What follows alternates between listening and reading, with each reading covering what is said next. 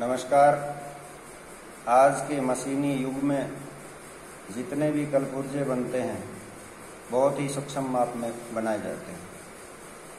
हमारे मापने वाले औजारों में स्टील रूल, फीता, ये मोटे माप ले सकते हैं। तो आज हम सूक्ष्म मापी औजारों में अध्ययन करेंगे। सूक्ष्म मापी औजारों में micrometer, vernier caliper, vernier height gauge, vernier bevel protractor, dial test indicator और कई तरह के प्रिसीजन मेजरिंग इंस्ट्रूमेंट होते हैं, सूक्ष्म मापी यंत्र होते हैं। तो आज हम सूक्ष्म मापी यंत्रों के क्रम में माइक्रोमीटर के बारे में अध्ययन करेंगे। आइए जानते हैं माइक्रोमीटर क्या होता है। माइक्रोमीटर का आविष्कार जीन पाल्मर ने 1848 ईस्वी में किया था।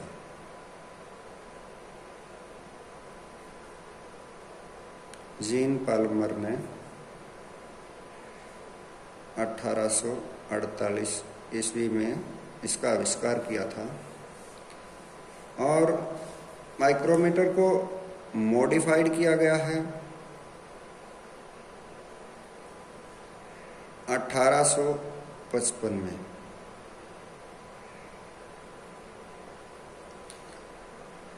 किसने किया? J.R. ब्राउन। अब जानते हैं माइक्रोमीटर की रेंज क्या होती है। माइक्रोमीटर 0 से 25 mm की रेंज में आता है, 25 से 50, 50 से 75, 75 से 100, 100 से 125 और 125 से 150 मिलीमीटर की रेंज में माइक्रोमीटर आते हैं। चाहे माइक्रोमीटर आउटसाइड हो चाहे इनसाइड हो, किसी भी प्रकार का माइक्रोमीटर हो, सब के सब इसी तरह की रेंज में पाए जाते हैं। और सभी माइक्रोमीटरों का काम करने का एक सिद्धांत होता है।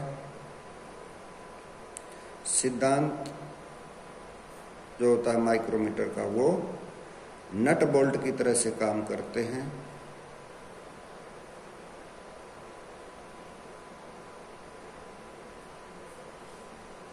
नट बोल्ट की तरह काम करते हैं। इसमें स्क्रू की लीड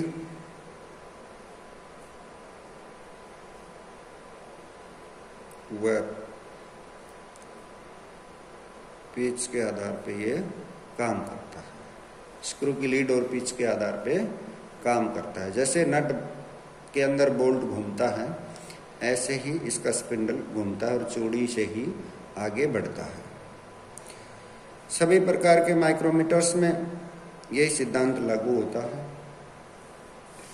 अब हम जानेंगे आउटसाइड माइक्रोमीटर के बारे में। आउटसाइड माइक्रोमीटर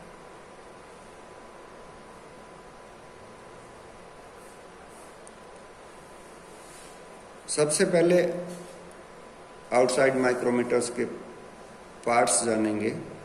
उसके लिए एक चित्र की हमें आवश्यकता पड़ेगी। जैसे कि ये मैं चित्र बना रहा हूँ।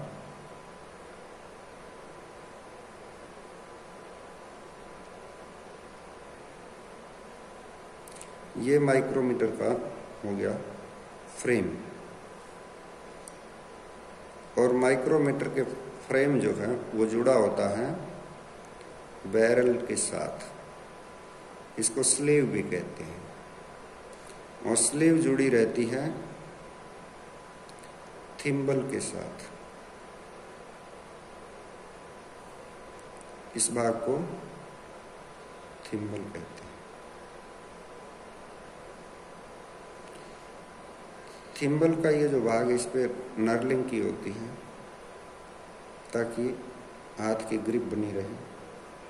और लास्ट और पीछे का जो भाग होता है उसको रैचेट स्टॉप कहते हैं, और इस भाग पर भी नर्लिंग की होती है।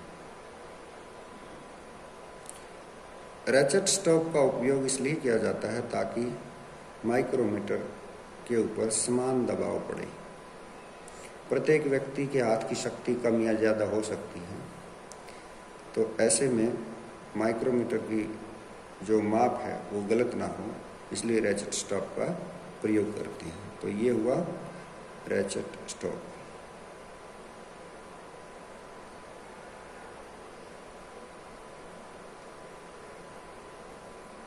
इस भाग को कहते हैं थिम्बल।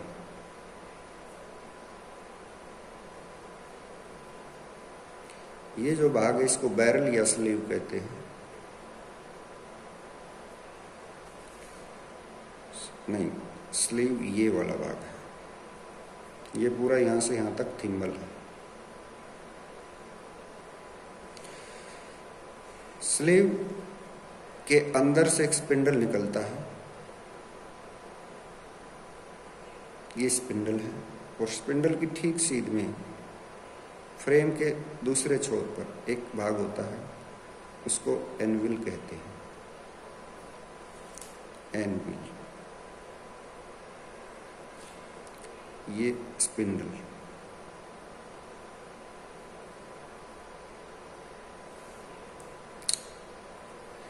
माइक्रोमीटर के ये जो भाग है फ्रेम, ये कई बार डलवा लोहे का बना होता है।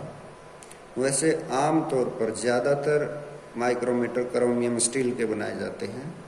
यहाँ पर रेंज लिखी रहती है, 0 से 25 mm है या 50 mm है, वो रेंज यहाँ पे लिखी रहती है। और माइक्रोमीटर कम से कम कितनी माप ले सकता है वो भी इसी पे लिखा रहता है, जैसे कि लिस्ट काउंट जिसको हम कहते हैं 0.01। तो ये आउटसाइड माइक्रोमीटर है जो आप चित्र में देख रहे हैं, ये इसके मेन भाग हैं। इस भाग को फ्रेम कहते हैं। ये यहाँ से शुरू करके ये पूरा फ्रेम है।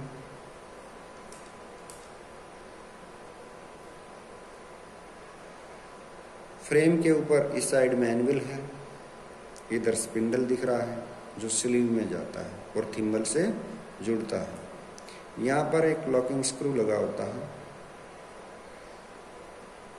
जिससे हम लॉक कर सकते हैं, लॉकिंग स्क्रू इसको कहते हैं।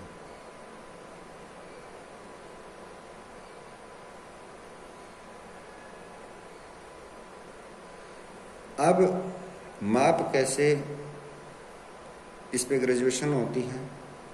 स्लीव या बैरल के ऊपर एक डेटम लाइन बनी होती है। ये जो डेटम लाइन है इस पे 25 भाग बने होते हैं, और 25 के 25 भाग जो हैं वो 1-1 मिलीमीटर की दूरी पर होते हैं। प्रत्येक मिलीमीटर को आधे भाग में भी बांटा होता है। ये जो भाग है ये थिम्बल है। थिम्बल के ऊपर 50 भाग बराबर होते हैं।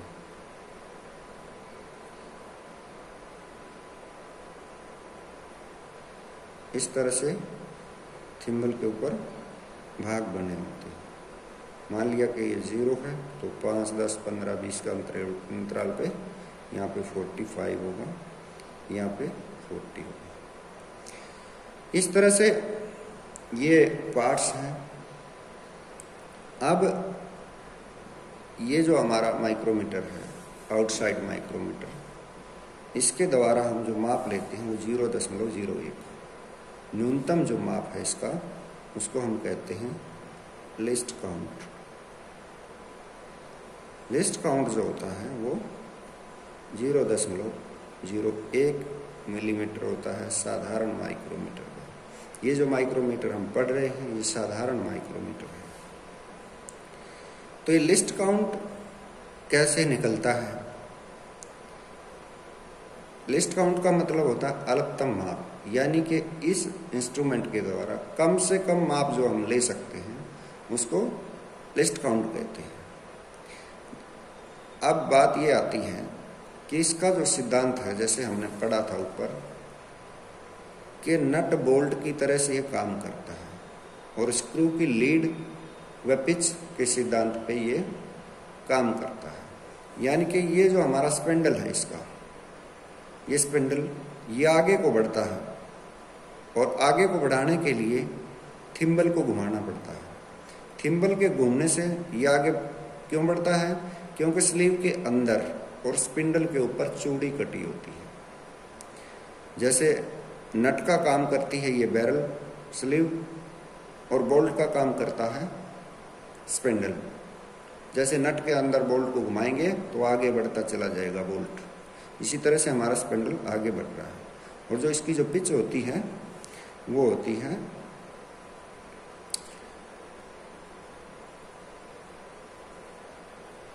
0.5 mm, यानी कि पूरा एक चक्कर घूमने पे ये स्पिंडल हमारा 0.5 mm यानी कि आधा मिलीमीटर, 1/2 मिलीमीटर आगे बढ़ जाता है। अब एक चक्कर घूमने में ये आधा mm स्पिंडल हमारा आगे बढ़ जाता है और जब एक चक्कर घूमता है तो स्पिंडल के ये पूरे के पूरे 50 डिवीजन घूम जाते हैं। थिम्बल जो डिवीजन होते हैं वो हमारे 50 होते हैं, तो 50 थिम्बल डिवीजन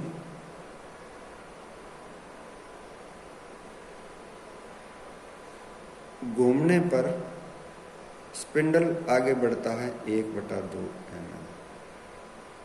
अब हमें ये जानना है कि माइक्रोमीटर का सबसे छोटा भाग ये होता है। ये 50 भाग जो होते हैं इनमें सब एक भाग जो है उसका हमें मान निकालना है, वही लिस्ट काउंट होगा। तो एक थिम्बल डिवीजन का हमें मान निकालना है। तो एक थिम्बल डिवीजन क्या होगा? 1/2 गुणा 50, यानी कि नहीं 1/2 भाग 50, यानी कि 1/2 गुना में अगर लेके आएंगे तो 1/50 हो जाएगा। और इसको हम लिख सकते हैं 1/100 मिलीमीटर या 1/100 मिलीमीटर या 0.01 मिलीमीटर। इस तरह से हम आउटसाइड माइक्रोमीटर का मीट्रिक सिस्टम में लिस्ट काउंट निकालते हैं। इसको एक बार फिर समझते हैं कि लिस्ट काउंट जो 0.01 है ये कैसे निकला। स्पिंडल की जो पिच है वो 0.5 mm की है, यानी कि आधा mm की। हम ये कह सकते हैं कि जब चूड़ी एक पूरा चक्कर पूरा करेगी तो आधा mm स्पिंडल को आगे बढ़ा देगी। अब एक चक्कर चूड़ी का जब पूरा होगा तो हमारे थिम्बल के 50 डिवीजन पूरे हो जाएंगे, क्योंकि थिम्बल ये जो है ये बना हुआ थिम्बल ये 50 डिवीजन है। जब इसका एक चक्कर घूमेगा तभी तो चूड़ी का एक चक्कर घूमेगा। तो 50 डिवीजन जब हमारे ये चलेगा तो 1/2 mm स्पिंडल आगे बढ़ेगा और एक थिम्बल डिवीजन घूमेगा, क्योंकि हमें एक थिम्बल डिवीजन यानी कि एक इस छोटे से छोटे भाग का मान निकालना है। तो 1/2 भाग 50 यानी कि 1/2 गुणा 1/50 और हम इसको मल्टीप्लाई कर देंगे 1/100, डिवाइड करने पे 0.01 मिलीमीटर इसका लिस्ट काउंट होगा ब्रिटिश सिस्टम में, नहीं मीट्रिक सिस्टम में। अब हम जानते हैं कि ब्रिटिश सिस्टम में लिस्ट काउंट कितना होता है और कैसे निकाला जाता है। British system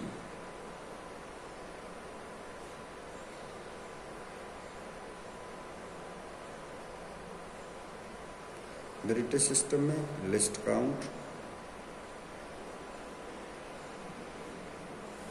of micrometer. Micrometer चाहे आउटसाइड हो, चाहे इनसाइड हो, चाहे डेप्थ माइक्रोमीटर हो, कोई भी माइक्रोमीटर हो, उसकी ग्रेजुएशन एक ही जैसी होती है, एक ही जैसा पढ़ने का तरीका होता है, एक ही जैसा लिस्ट काउंट होता है।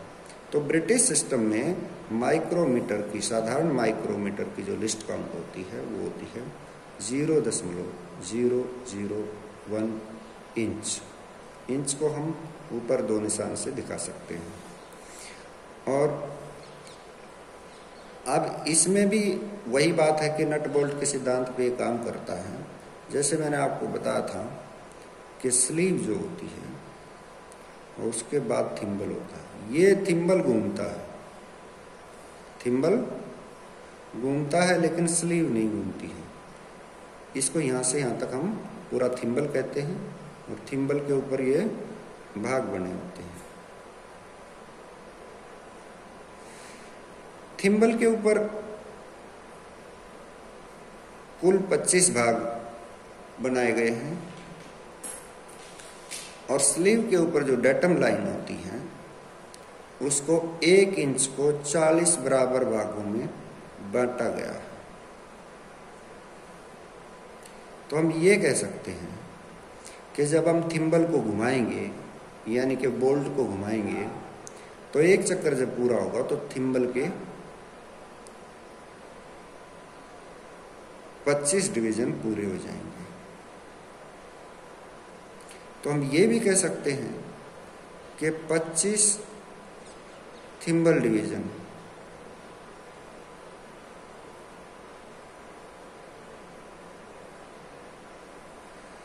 घूमने पर स्पिंडल चला, कितना चला? 1/40 इंच। 1/40 इंच, क्योंकि जब ये पूरा एक चक्कर करेगा तो ये डिवीजन एक पूरा हो जाएगा। और ये एक जो पूरा भाग है ये 1 इंच को 40 बराबर भागों में बांट रखा है, इसलिए एक भाग का इसका जो मान होगा मेन डिवीजन का वो 1/40 इंच होगा। तो 50 थिम्बल डिवीजन घूमने पे स्पिंडल चला 1/40 इंच। अब हमें मान निकालना है एक इस डिवीजन का जो थिम्बल का एक डिवीजन है। थिम्बल के 25 डिवीजन का तो हमें पता लग गया, 1/40 इंच के बराबर हो गया। और एक थिम्बल डिवीजन घूमने पर स्पिंडल चला बराबर है 1/40 गुणा 1 भाग होगा भाग 25, यानी कि 1/40 गुणा 1/25। अब इनका मल्टीप्लाई जब हम करेंगे तो 1/1000 ये जो है लिस्ट काउंट आ गया इंच में। यानी कि जो ब्रिटिश सिस्टम में है आउटसाइड माइक्रोमीटर, उसका लिस्ट काउंट ब्रिटिश सिस्टम में 1/1000 इंच होता है। अब भाग करेंगे तो 0.001 इंच आ जाएगा। ये लिस्ट काउंट हो गया मीट्रिक सिस्टम में और ब्रिटिश सिस्टम में। अब बात आती है पढ़ेंगे कैसे, रीडिंग कैसे की जाए माइक्रोमीटर की, सबसे मेन बात है। क्योंकि जब भी कारीगर काम करता है तो किसी पार्ट्स को मापना पड़ता है। तो रीडिंग करने के लिए सबसे पहले हम देखेंगे कि माइक्रोमीटर के मेन डिवीजन कितने खुले हुए हैं।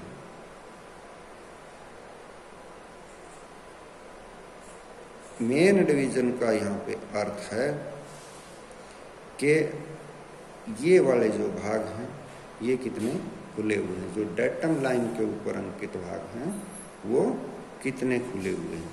जैसे मीट्रिक सिस्टम में हमारे जो भाग थे वो 1-1 मिलीमीटर के भाग थे। अब मीट्रिक सिस्टम में हम पढ़ना सीख रहे हैं तो 1 मिली मेन डिवीजन का जो एक भाग हुआ वो 1 mm के बराबर है।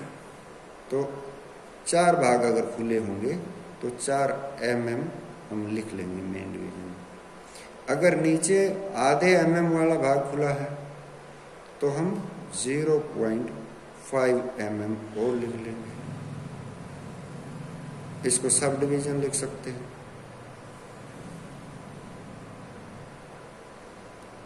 और फिर हम लिखेंगे थिम्बल डिवीजन।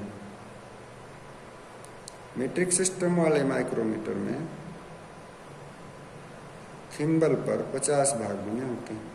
अब 50 में से मान लिया कि 12 भाग खुले हुए हैं, तो हम क्या करेंगे, 12 गुना उसका कम से कम जो माप था वो कर देंगे। तो इसको हम लिख सकते हैं 0.12 मिलीमीटर। अब इनका हम करेंगे टोटल, तो हम ये कह सकते हैं कि 4.62 mm रीडिंग माइक्रोमीटर की आई है, 4.62 मिलीमीटर। मैं उम्मीद करता हूं कि मेरे द्वारा माइक्रोमीटर के संबंध में जो प्रशिक्षण आपको प्रदान किया वो भविष्य में आपके लिए मददगार साबित होगा।